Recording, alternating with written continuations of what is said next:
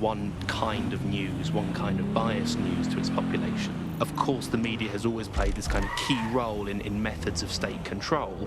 I think what's happening now is perhaps even more concerning, where previously, pre-crisis Britain, we had perhaps more diverse voices in the media, but now with the GBB, you're really only seeing one brand of news, and therefore only getting one truth. So people end up with a very biased and controlled idea of the reality and world that we're actually living in. There was, of course, many concerns and many problems, but in a way there were some positive things, that like not all information was coming from one place, and so you have kind of far-right media outlets developing, and then left-wing media outlets developing to combat those, and kind of challenge the mainstream newspapers, TV stations, radios, and make sure people were questioning the validity and truth of the information they were receiving. So whilst there was the digital afforded more fake information, it also makes us suspicious and sceptical of information, and makes us question the information we're getting. And I think in pre-crisis Britain, it might not have seemed great at the time, but there was something positive about that there was a lot of distrust in the media and in the different kinds of truths that were being told. Whereas now, I think you're seeing a return to a more traditional and older pre-digital sense, actually, of people just trusting what they're told, and that's why we have to be here with radio stations like this to challenge those conceptions. Most citizens feel pretty hopeless, I think, and unable to fight back against these kind of huge mainstream corporations that simply entrench and support the ideals and ideologies of the state. It can seem very hopeless indeed, but I think, the fact that you're out there listening, we're in here talking, shows that there is still a space to combat these false truths and disinformation that's being sold to us, and that it's never possible really to completely shut down, despite all the technologies that they have at their disposal, and all the financial and corporate power, and all the physical power. It's never quite possible to shut down people's desire to get to the truth and fight for their own ideologies and values, and we're out here starting that task, so don't give up hope. You've been listening to Buccaneer with me, Tash.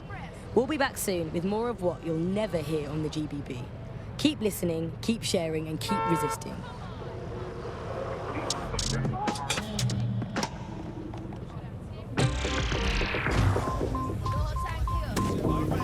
Hello and welcome back to The Upload. What are you playing at? We're talking about CTOS, the city operating system that's now powering all of London. For those of you who need reminding, Control, we are pursuing the suspect. Hello and welcome back to The Upload. In this episode, we're talking about CTOS 3.0, the city operating system that's now powering all of London. I've lost sight For of the those of you who target. need reminding, as if anyone does at this point, CTOS was first used in Chicago in 2014 and then San Francisco in 2017 before coming here to London. And every time it's been rolled out, it's been pretty much an unmitigated disaster. Suspect left the vehicle, maintaining visual. In London's chaotic scenes, it's worth remembering that the Telecom Tower is now owned by Bloom. The tower looms over northwest London. It's always been a communications hub, acting as part of the UK's television and communications network. Although there's been some...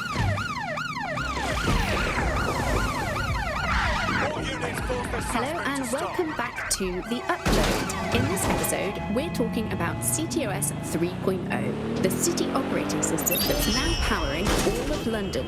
For those of you who need reminding, as if anyone does at this point, CTOS was first used in Chicago in 2014 and then San Francisco in 2017 before coming here to London. And every time it's been rolled out, it's been pretty much an unmitigated disaster. For those of you who are listening who are lucky enough not to be here in London's chaotic scenes, it's worth remembering that the Telecoms Tower is now owned by Bloom. The tower looms over northwest London. It's always been a communications hub, acting as part of the UK's television and communications network, although there's been some secrecy around its use. And now that Bloom owns it, it's only even more secret. yeah, now everything that's part of Bloom's city surveillance operation is run through this Telecom Tower. And I have to say, it's absolutely ridiculous. It's got that big crown thing at the top and all the blue lights. What's that even about? What does it do? I don't see that there's any purpose for that at all.